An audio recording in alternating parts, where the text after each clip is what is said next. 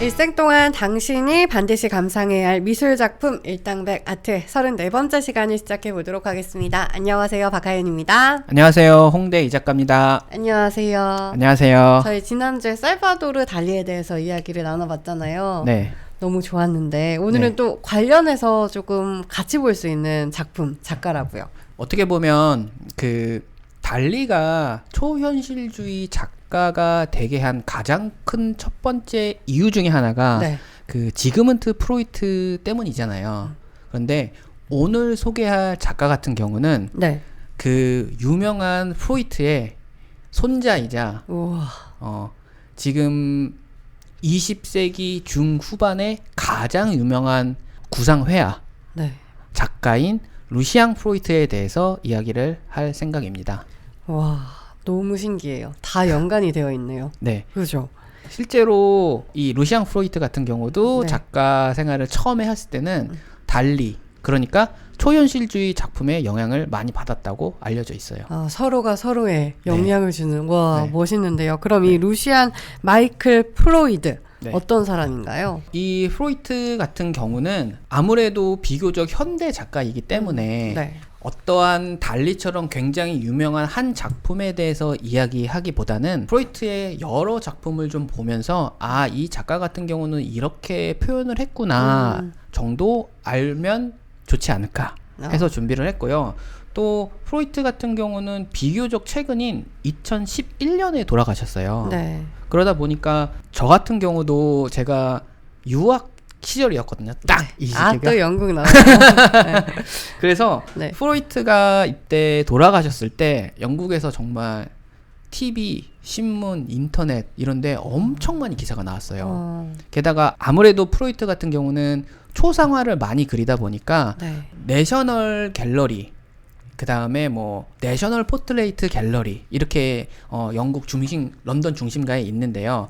네. 특히 내셔널 포트레이트 갤러리에서 이제 프로이트가 죽고 나서 프로이트 작품도 좀 많이 걸려 있었고 프로이트가 사실 죽기 전에도 내셔널 포트레이트 갤러리에서는 이제 루시앙 프로이트의 작품이 많이 항상 상시 전시가 돼 있었거든요. 저도 굉장히 여러 번 가서 봤던 기억이 나는데요. 네. 그래서 뭔가 조금 더 다가오는 것도 있고 기사도 너무 많이 봐서 사실은 저는 조금 부끄러운 얘기일 수도 있는데 네. 루시앙 프로이트가 이미 죽은 작가인 줄 알았어요. 오, 당시에. 너무 유명하니까. 네네. 그런데 제가 있을 당시에 돌아가셨다고 해가지고 당시에 조금 깜짝 놀랐던 그런 기억이 있는 작가인데요. 그럼 어떤 작품들을 그렸는지 먼저 보면서 네. 설명을 해주세요. 네. 지금 이 화면에서 보이시는 작품이 어떻게 보면 루시앙 프로이트의 가장 유명한 작품 중에 하나이고 와. 가장 유명한 그 프로이트의 기법을 보여주는 작품이거든요. 이 작품 같은 경우는 이제 Benefits Supervisor Sleeping 이란 작품인데요. 네. 실제 이제 모델을 자는 것처럼 만들어 놓고 그린 작품인데요. 프로이트 같은 경우는 실제로 모델을 항상 앞에 두고 그림을 그린 작가였고요. 보통 이제 초상화를 그릴 때 사진을 보거나 아니면 뭐 요즘에는 뭐 인터넷에서 뭐 사진을 긁어 오거나 네. 그렇게 많이 그리는데 네. 프로이트 같은 경우는 언제나 항상 실제 모델을 앞에 두고 작품을 이제 그렸다고 하더라고요. 이유가 있을까요? 그게 이제 자기 스타일인 것 같아요.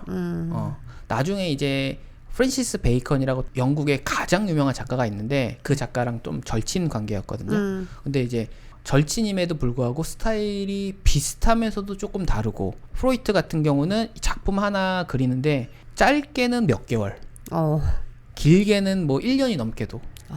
그러니까 모델이 계속 와가지고 보면 모델 앞에서 이제 이 모델을 어떤 식으로 표현을 할까 계속 생각을 하고 처음에는 그리지도 않고 관찰만 한대요.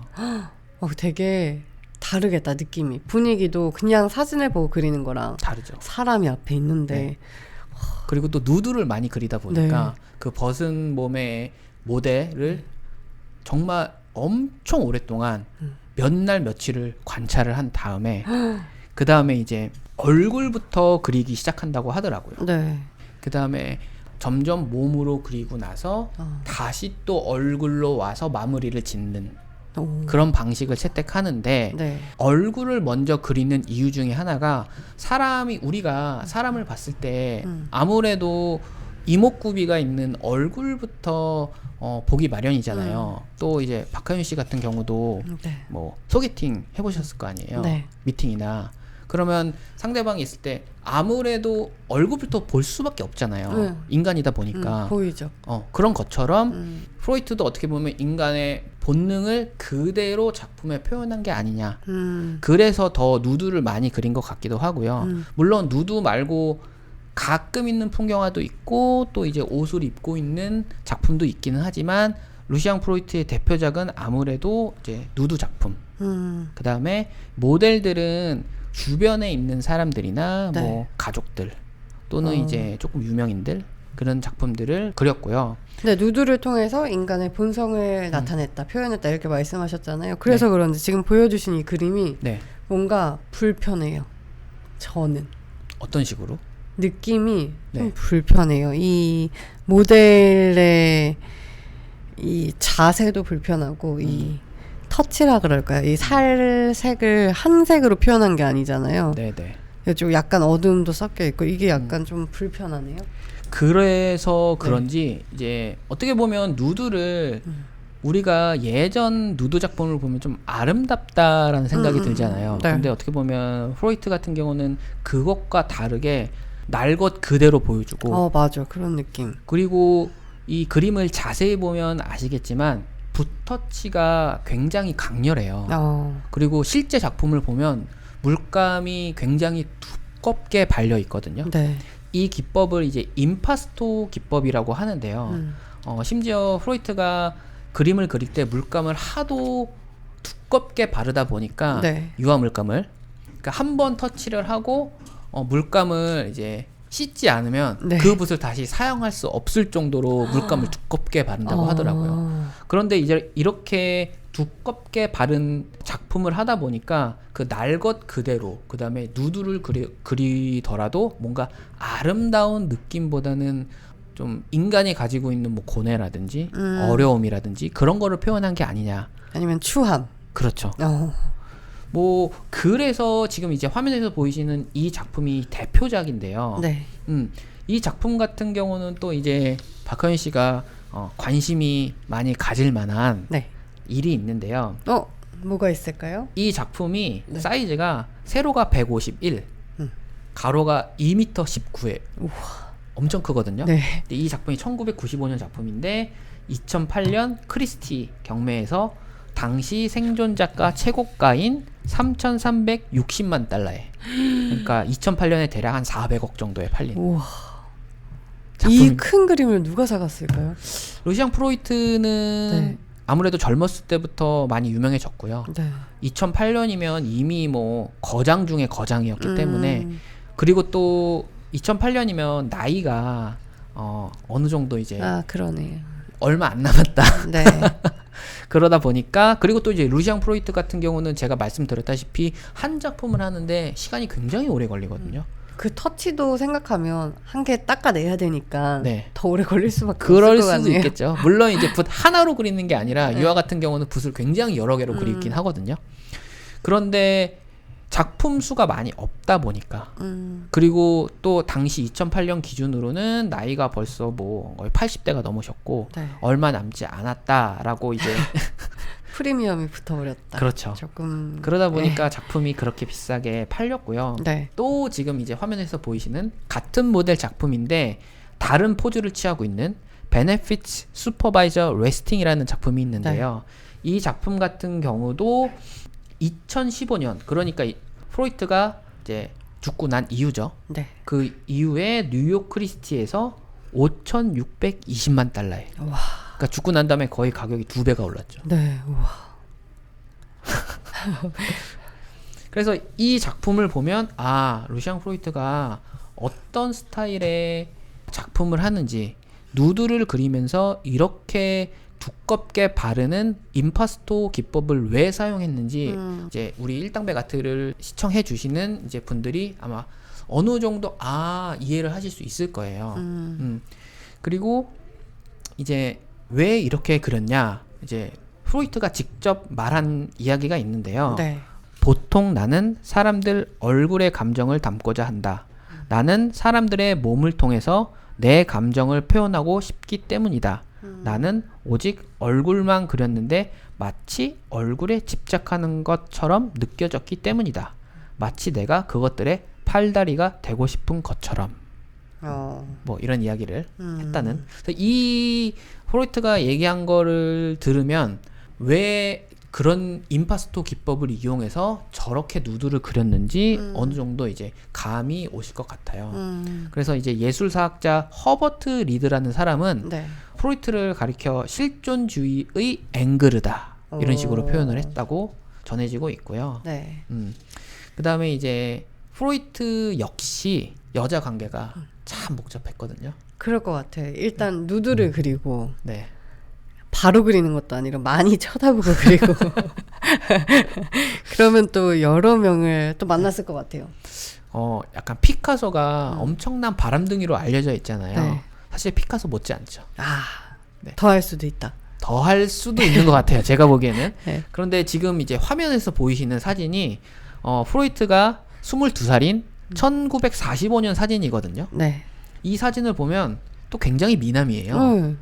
되게 굉장히 멋있다. 미남이고 네. 또 영국에서 뭐 GQ 뭐 이런 잡지 있잖아요. 네. 그런 잡지에서 뭐 당시에 뭐 유명한 패셔니스타 뭐 이런 조사 이런 거 하거든요. 근데 프로이트가 약간 단골 손님이라고 알려져 있으니까. 그러니까 뭔가 분위기가 멋있어요. 네, 저도 프로이트의 할아버지 때 사진만 보다가 우리 일당백아트 준비하면서 젊었을 때 사진을 봤거든요. 네. 그러니까 깜짝 놀랐어요. 약간 모델 같기도 하고. 네. 그래서 와, 그래서 그랬구나. 약간 이런 생각도 드는데요. 1944년에 이제 런던에서 첫 개인전을 했고요. 그 첫 개인전부터 성공을 했대요. 네. 거기서 이제 11살 연상인 로나 위샤트를 만났다고 하더라고요.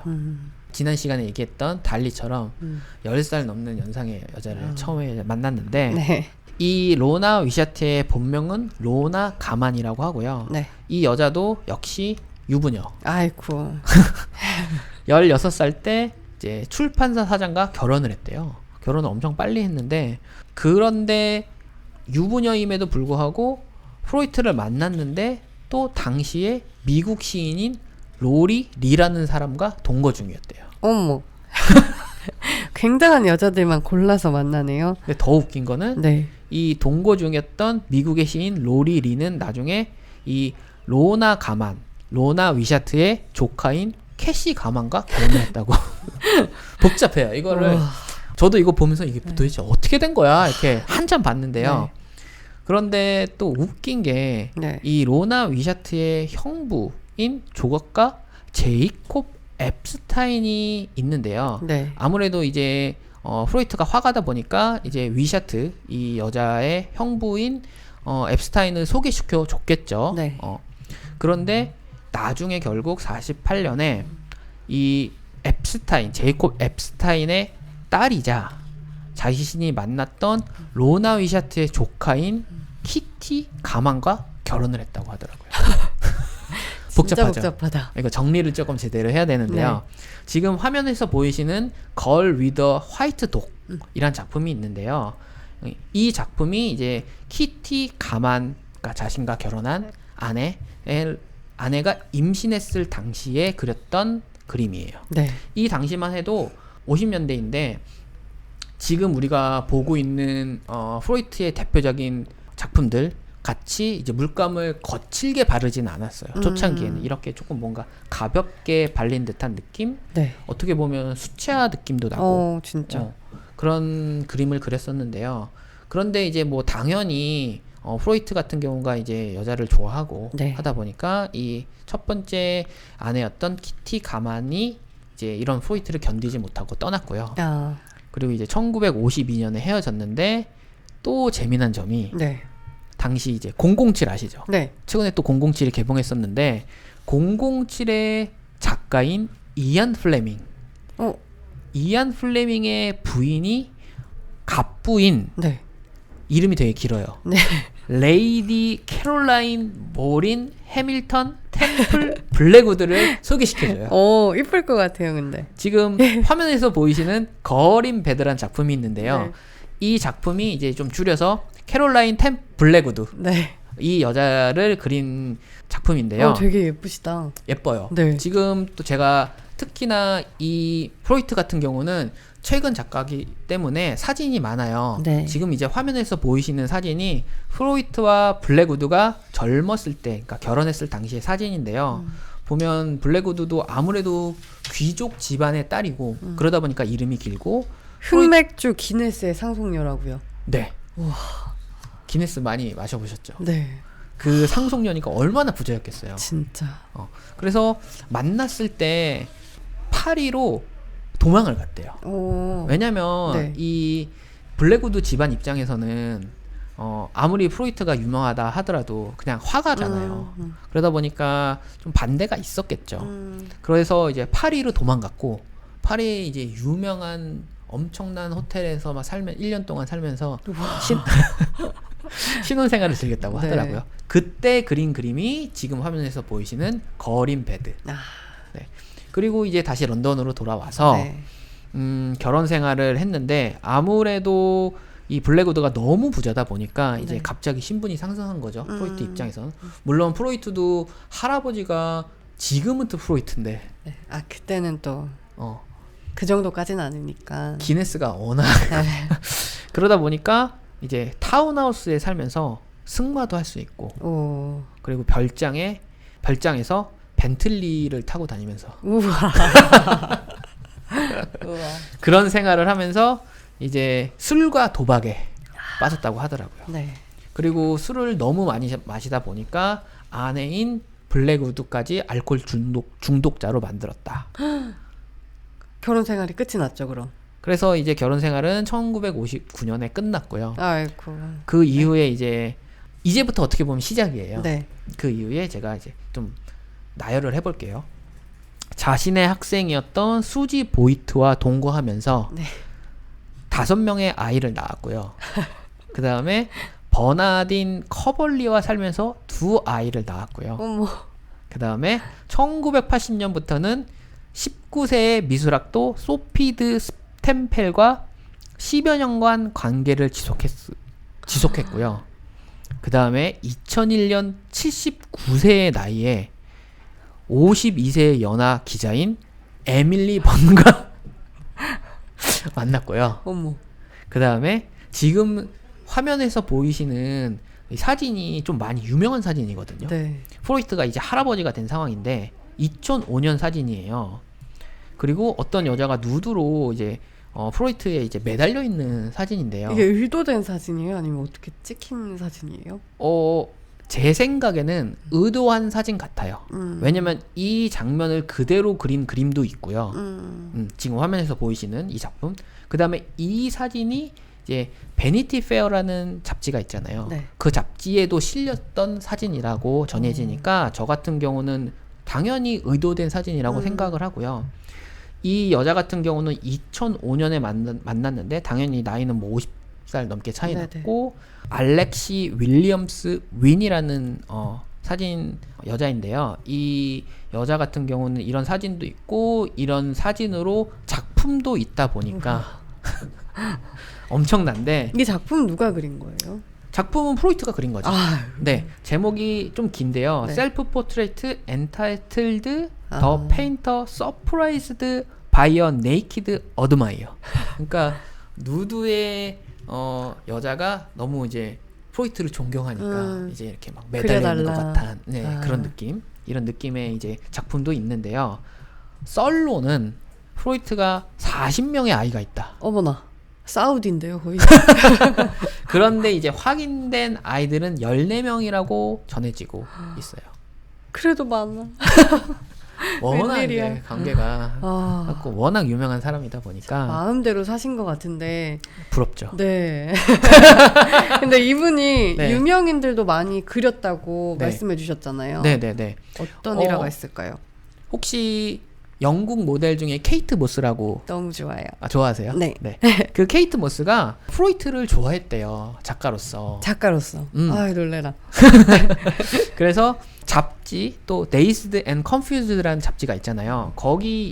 거기에서 이제 케이트 모스가 인터뷰를 했는데 네. 자신이 프로이트의 모델이 되고 싶다라는 인터뷰를 했대요. 그런데 마침 그 기사를 프로이트가 읽고 이제 케이트 모스한테 접촉을 해서 그림을 그렸죠. 지금 이제 화면에서 보이시는 작품이 케이트 모스의 누드를 그린 작품인데요. 너무 적나라해요. 네. 이 누드를 그릴 때도 정말 몇 달이 걸렸다고. 매일 와가지고 이렇게 포즈를 취하고. 근데 이때 이제 임신한 상태라고 알려져 있고요. 네. 이 작품 같은 경우는 이제 2005년 크리스티 경매에서 대략 730만 달러 팔렸다고 하더라고요. 뭐 하나로 따지면 대략 뭐 한 85억? 우와. 그리고 또 이제 유명한 초상화가 이제 네. 지금도 영국 여왕인 엘리자베스 2세, 지금 이제 화면에서 보이시는 사진, 네. 이제 엘리자베스 2세를 그리고 있는 장면인데요.